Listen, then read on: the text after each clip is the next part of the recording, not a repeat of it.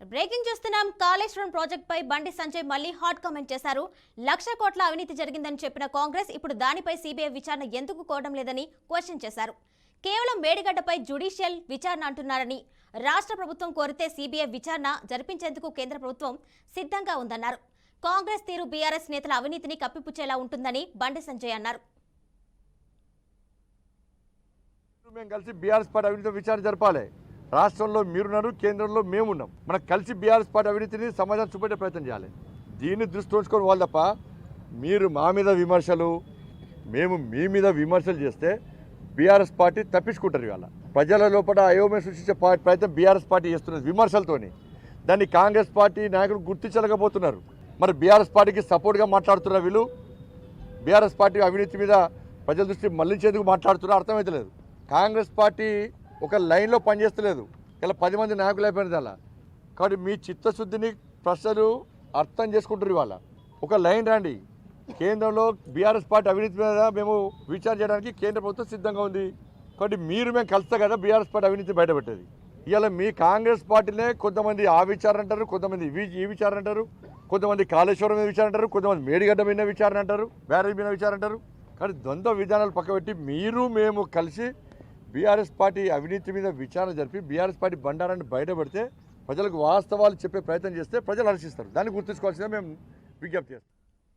దీనిపై పూర్తి డీటెయిల్స్ మా ప్రతినిధి రవీందర్ అందిస్తారు. రవీందర్, చెప్పండి. కాళేశ్వరం ప్రాజెక్ట్ పై అయితే బండి సంజయ్ మళ్ళీ కొన్ని హాట్ కామెంట్స్ అయితే చేశారు. డీటెయిల్స్ ఇవ్వండి.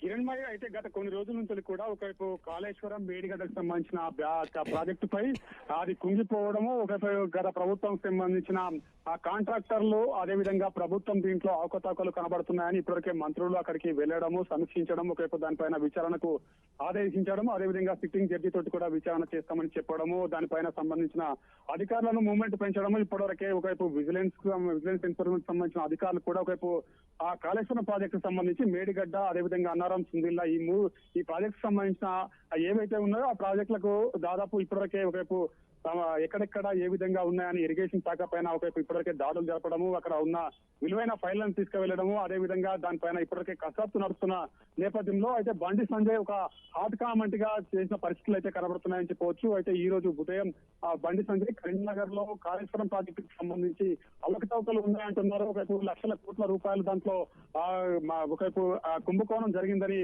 కాంగ్రెస్ సంబంధించిన కొంతమంది మంత్రులు మాట్లాడుతున్నారు. అదేవిధంగా దాంట్లో బీజేపీకి సంబంధించిన ముఖ్య నేతలను కూడా ఇన్వాల్వ్ చేస్తూ ఒకవైపు మాట్లాడుతున్న కామెంట్ల పైన బండి సంజయ్ స్పందించడం జరిగింది.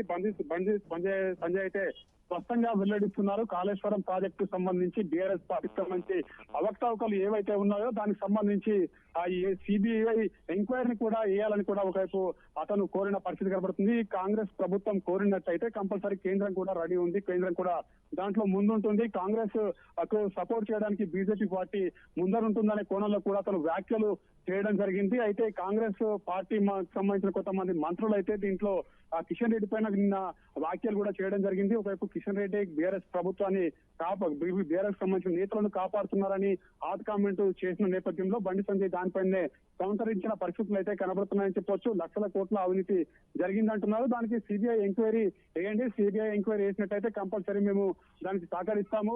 మీ కాంగ్రెస్ పార్టీకి సంబంధించిన నేతలే దీనిపైన స్పష్టత ఇవ్వడం లేదు. ప్రతి ఒక్కరు ఒకరొకరు ఏ విధంగా మాట్లాడుతున్నారంటే ఎవరికి పొంతలేని విధంగా మాట్లాడుతున్న పరిస్థితులు కనబడుతున్నాయి. కానీ మీరే క్లారిటీగా ఉన్నట్టయితే మేము బీజేపీ పార్టీ కూడా ముందు ఉంటుంది, కేంద్రం నుంచి కూడా మేము సపోర్ట్ చేసే విధంగా ముందరికి పోతామని బండి సంజయ్ ఒకవైపు హాట్ కామెంట్ చేసిన పరిస్థితులు అయితే వైరల్ గా మారుతున్న పరిస్థితి కనబడుతుందని చెప్పవచ్చు. కిరణ్ భాయ్.